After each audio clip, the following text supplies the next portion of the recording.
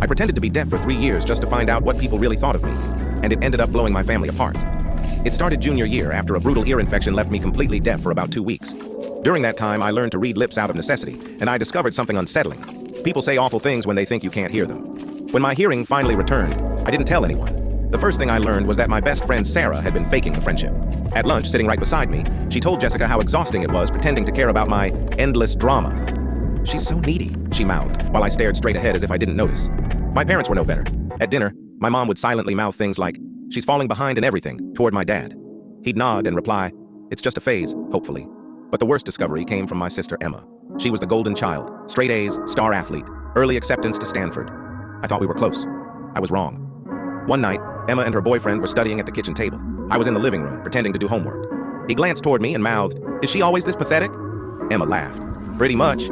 My parents baby her because she's the disappointment," she continued. "They've basically accepted she'll never be like me." "Doesn't that bother you?" he asked. "Are you kidding?" she mouthed. "It makes everything easier for me. She gets zero expectations. I get all the praise." I kept my face neutral.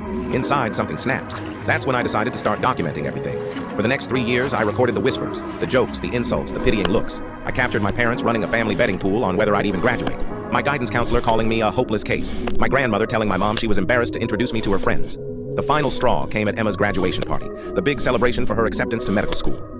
I was in my usual corner, playing the quiet, disabled sister. That's when I saw my parents talking to my uncle. "We're honestly relieved," my dad mouthed. "At least one of our kids turned out normal. Now we can put all the college savings toward Emma's med school." My mom nodded.